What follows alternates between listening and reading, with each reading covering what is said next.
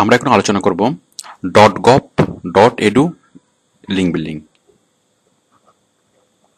.gov এবং .edu link building.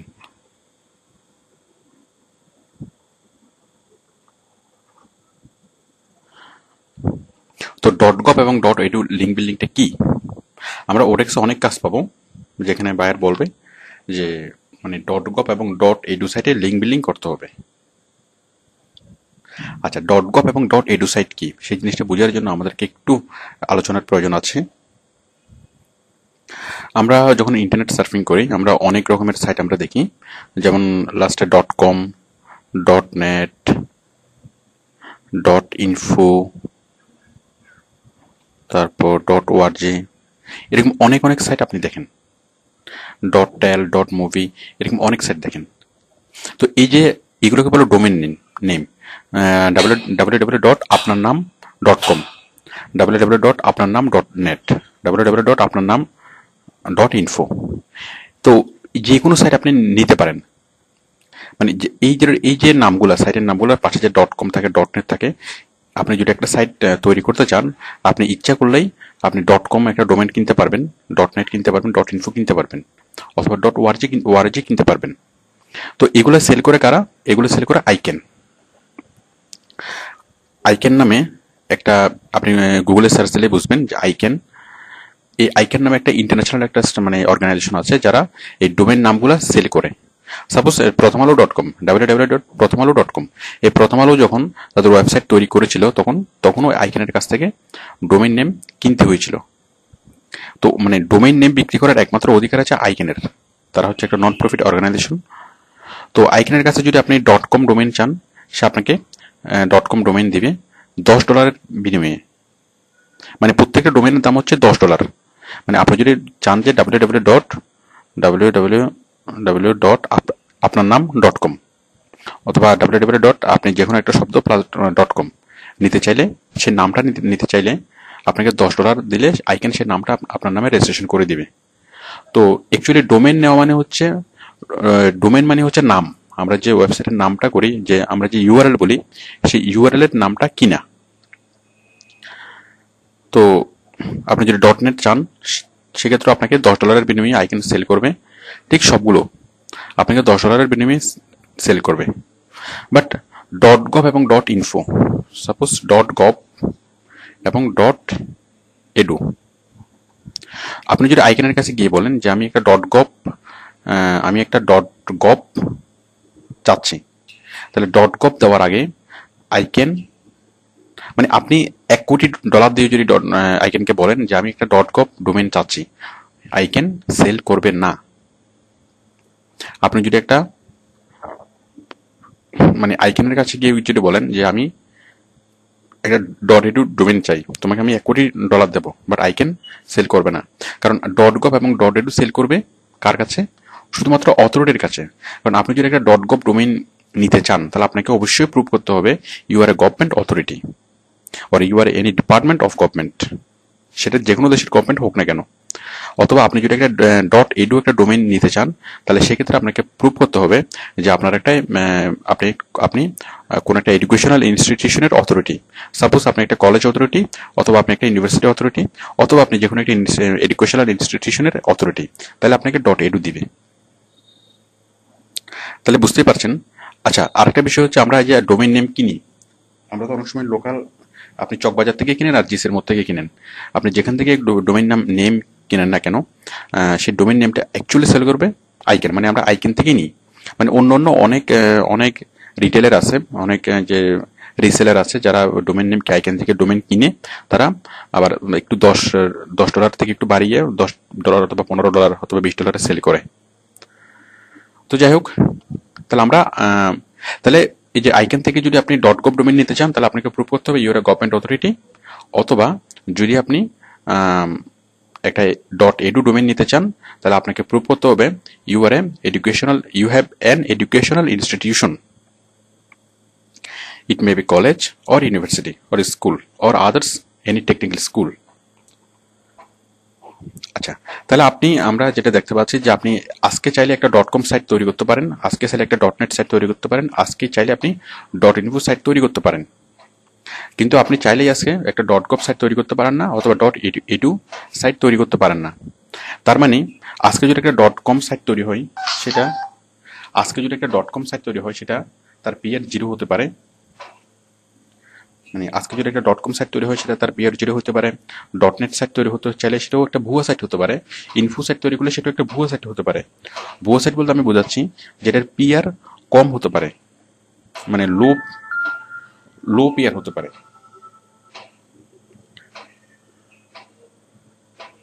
But আপনি যদি একটা .gov এবং .edu সাইট কখনো ভুয়া হতে পারে না, মানে এগুলোর পিয়ার কখনো 0 হতে পারে না।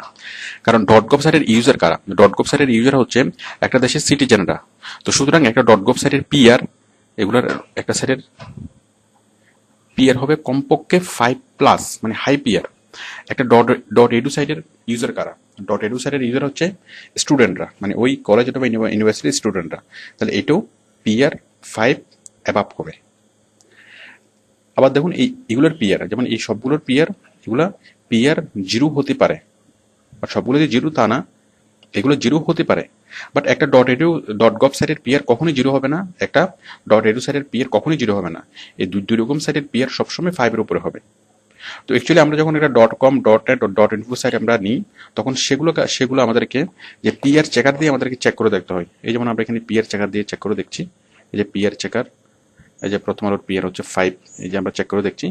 বাট একটা .gov অথবা .edu সাইটের পিয়ার কখনোই চেক করে দেখতে হয় না, কারণ এটা চোখ বন্ধ করে বলা যায় যে এই পিয়ারগুলো, এই .gov এবং .edu সাইটগুলো পিয়ার 5 অ্যাবাভ হবে।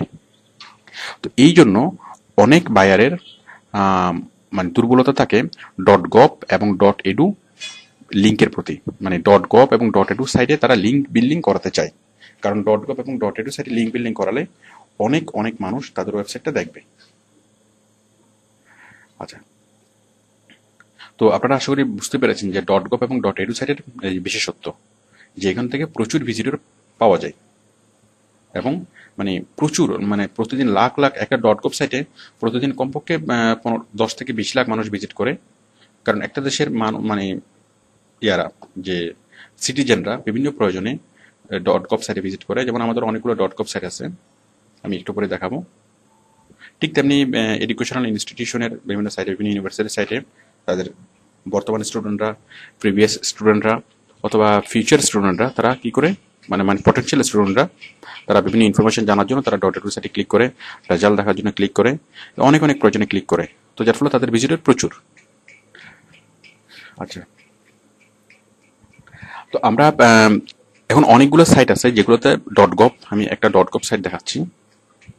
সাপোজ www.bangladesh.gov.bd, এটা হচ্ছে বাংলাদেশের একটা ন্যাশনাল ওয়েব পোর্টাল।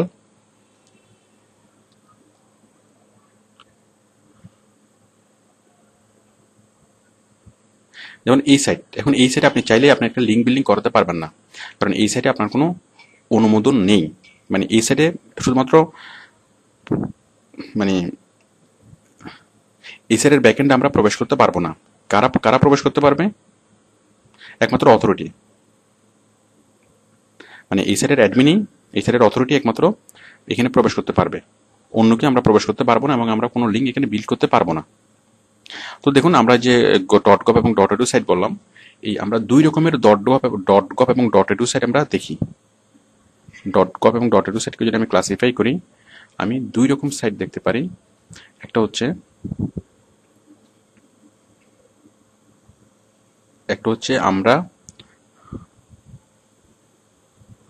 আমরা প্রবেশ করতে পারি, মানে প্রবেশ করতে না, আমরা লিখতে পারি।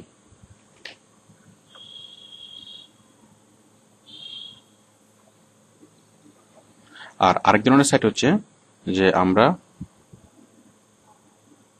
লিখতে পারি না,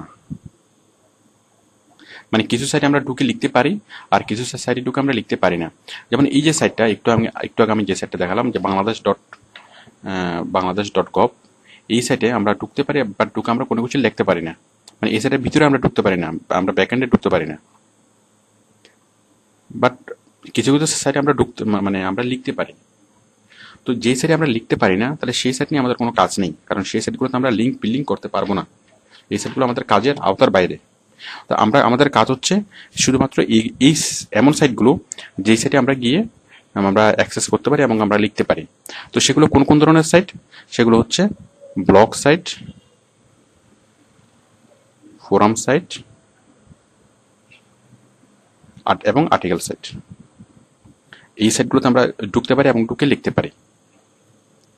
তাহলে তাহলে কিসের মানে এই ব্লগ সাইট, ফোরাম সাইট এবং আর্টিকেল সাইট, এর হচ্ছে গভর্নমেন্টের ব্লগ সাইট, গভর্নমেন্টের ফোরাম সাইট এবং গভর্নমেন্টের আর্টিকেল সাইট, এবং ইউনিভার্সিটির education blog site, education forum site এবং এডুকেশন আর্টিকেল সাইট।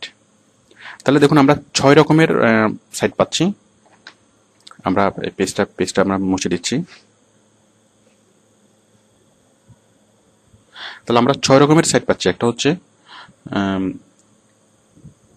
এটা হচ্ছে .gov blog site, .gov .gov forum site, আরটা হচ্ছে .gov আর্টিকেল সাইট। ঠিক আবার আমরা পাই .edu blog site,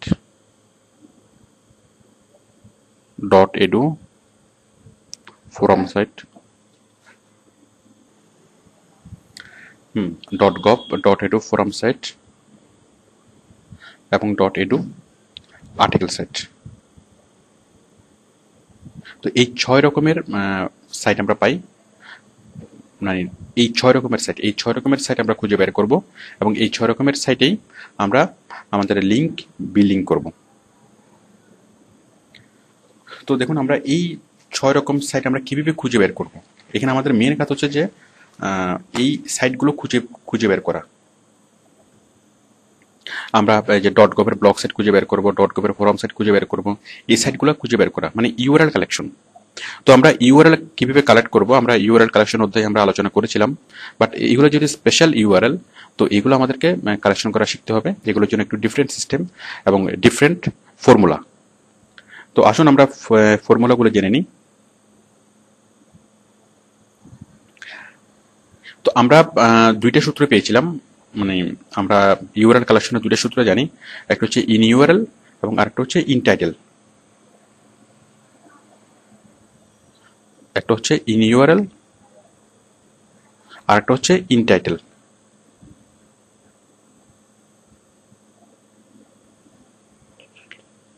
in URL এবং ইন টাইটেল এই 2টা সূত্র আমরা জানি।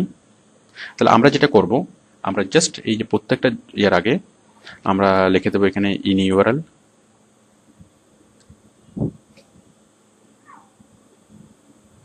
In URL colon .gov blog site, in URL colon .gov forum, in URL colon .gov article. ঠিক সেম আমরা এখানেও লিখব যে in URL colon .edu blog, in URL colon .edu forum, in URL colon .edu article. তাহলে আমরা সবগুলো in URL দিয়ে আমরা সবগুলো লিখলাম। ঠিক একইভাবে এই সবগুলো জিনিস আপনি আবার ইন টাইটেল দিয়ে লিখবেন। আমরা যে ইন ইউআরএল দিয়ে লিখলাম, আপনি ইন টাইটেল দিয়ে লিখবেন। আমি আবার এখানে লিখছি, এই যেমন এই জিনিসগুলো হুবহু সেম জিনিসগুলো আমি আবার লিখছি, in title colon .gov blog, in title colon .gov forum, in title colon .gov article. ঠিক সেম এই জিনিসগুলো আমি একইভাবে লিখবো, জাস্ট এখানে ইন ইউআরএল এর বদলে আমি ইন টাইটেল লিখবো। In title colon dot edu block in title colon dot edu forum in title colon dot edu article. দেখুন আমরা মোট এখানে তিনটা ছয়টা এবং ছয়টা 12টা সূত্র আমরা পেলাম। এই 12টা সূত্র দিয়ে আমরা এই আর্টিকেলগুলো আমরা খুঁজতে পারবো।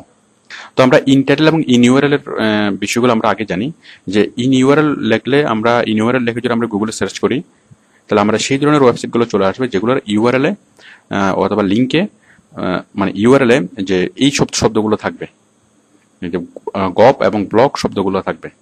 আর আমরা যদি ইন টাইটেল লিখে সার্চ করি তাহলে আমাদের এমন সাইটগুলো আসবে যেগুলো টাইটেলে এই শব্দ দুটো থাকবে। দেখুন আমরা বিষয়টা একটু প্র্যাকটিক্যালি দেখি। আমি গুগলে গেলাম,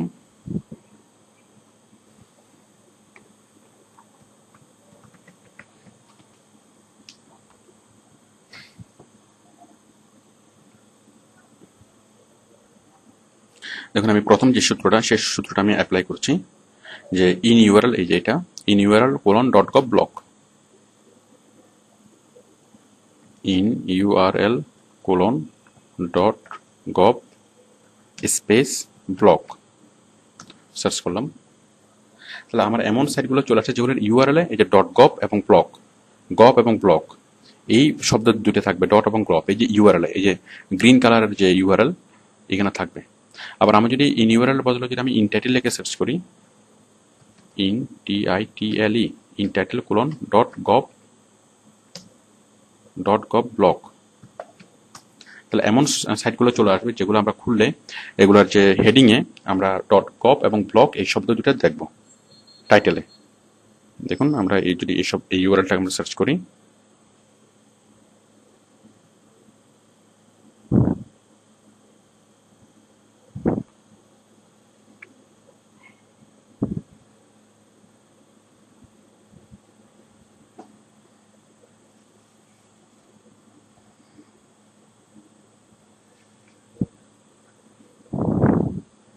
দেখুন এই যে ব্লক শব্দটা আছে এবং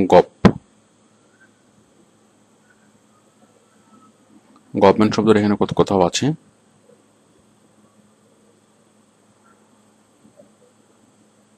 এই যে গভ শব্দটা এখানে আছে। যাক আমরা আরো কয়েকটা দেখি।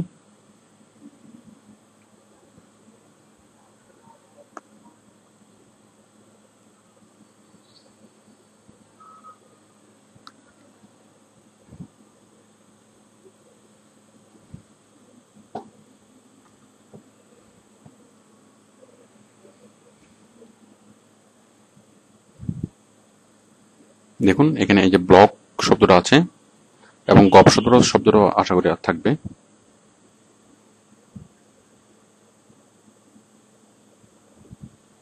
যাক যে কোনো দুইটা শব্দের মধ্যে একটা শব্দ থাকলেই হবে। তাহলে আপনারা বুঝতে পারছেন যে আমরা সূত্র দিয়ে কিভাবে আমরা কোনো ব্লক আমরা ফাইন্ড আউট করব।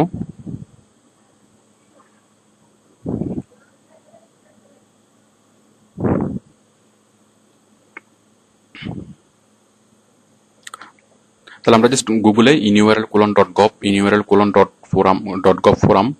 আচ্ছা এখন যদি বায়ার বলেন যে আমাকে আমেরিকান ব্লক সাইটগুলো খুঁজে দাও, আমেরিকান গভর্নমেন্টের ব্লক সাইট, তাহলে আমি এখানে ডট গভ এর ব্লকের বদলে লিখবো, জাস্ট ব্লকের বদলে লিখবো আমেরিকান ব্লক, মানে এখানে আরেকটা শব্দ আমি অ্যাড করবো American block inurl colon dot gov American block. বাইরে আমাকে বললো যে আপনি বাংলাদেশের ফোরামগুলো খুঁজে বের করেন, তাহলে আমি লিখবো ইনইউআরএল কোলন ডট গভ, এখানে লিখবো মানে বাংলাদেশ ফোরাম। তো আশা করি বুঝতে পেরেছেন যে আমি ফোরামের বদলে আমি অন্য একটা শব্দ অথবা দু একটা শব্দ আমি জুড়ে দিতে পারি বাইরের এটা মানে রিকোয়ারমেন্ট অনুযায়ী। তো আশা করি আমি বিষয়টা বুঝতে পেরেছি যে আমাদের টোটাল 12টা ফর্মুলা, 12টা সূত্র, এই 12টা সূত্রের উদ্ভব কিন্তু এই দুইটা সূত্র থেকেই, inurl colon word intitle colon word, এই দুইটা সূত্র থেকে আমাদের এই 12টা সূত্র উদ্ভব। তো আশা করি আপনারা এই সূত্রগুলোর মাধ্যমে আপনারা ব্লগ সাইট মানে গভর্নমেন্টের ব্লগ সাইট এবং গভর্নমেন্টের ফোরাম সাইট আপনারা খুঁজে নিতে পারবেন। আচ্ছা, এটা ছাড়া আমাদের আরো কিছু সূত্র আছে। যেমন আমি চাচ্ছি এমন সাইটগুলো খুঁজে বের করতে, যে সাইটে গিয়ে কমেন্টস করা যায়। আমি এটা মুছে দিচ্ছি।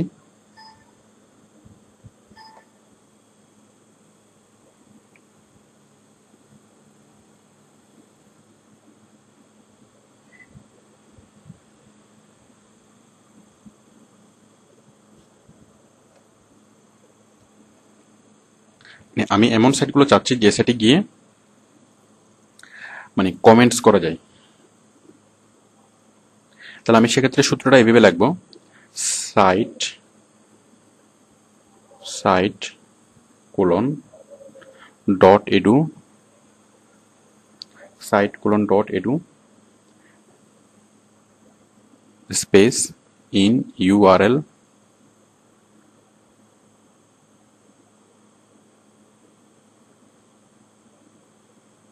কোলন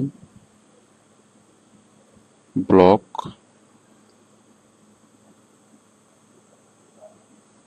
তারপর হচ্ছে double quotation post a comment এবং ডাবল কোটেশন শেষ। তাহলে site colon dot edu in URL colon blog post a comment. তাহলে এটার সহজ অর্থ হচ্ছে যে আমি এমন এডুকেশনাল ব্লগ সাইটগুলো খুঁজতে চাচ্ছি যে সাইটগুলোর ইউআরএল এ এই যে ডট এডুতে থাকবে এবং যেগুলোতে পোস্ট করার মানে কমেন্ট পোস্ট করার অপশনটা থাকবে। তো এটা আমরা দেখুন, আমরা পরবর্তী সূত্রগুলো খুব সহজে লিখতে পারবো।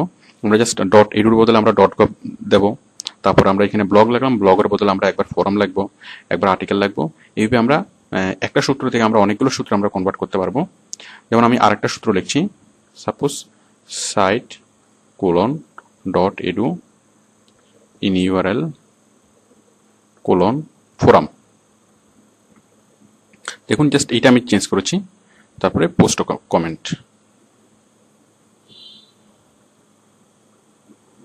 মানে এটার অর্থ হচ্ছে যে আমি এমন ফোরাম সাইটগুলো চাচ্ছি, এমন এডুকেশনাল ফোরাম সাইটগুলো চাচ্ছি যেগুলোতে আপনার পোস্ট করার অপশনটি আছে।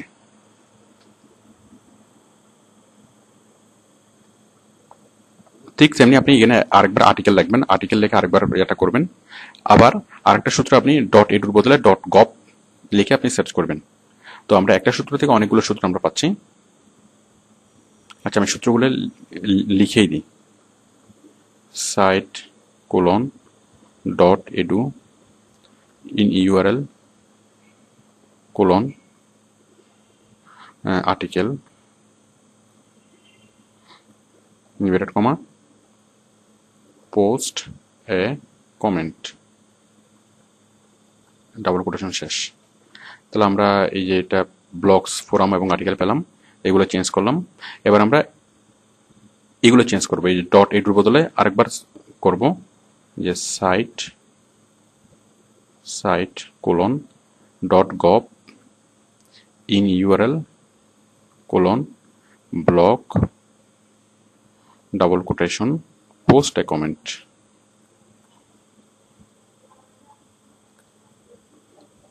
আবার এই সাইট কোলন এই যে ডট গভ পড়লাম, সবগুলো এই ডট গভ দিয়ে এই বিবিপি আমি ডট গভ ফোরাম এই ডট গভ ইন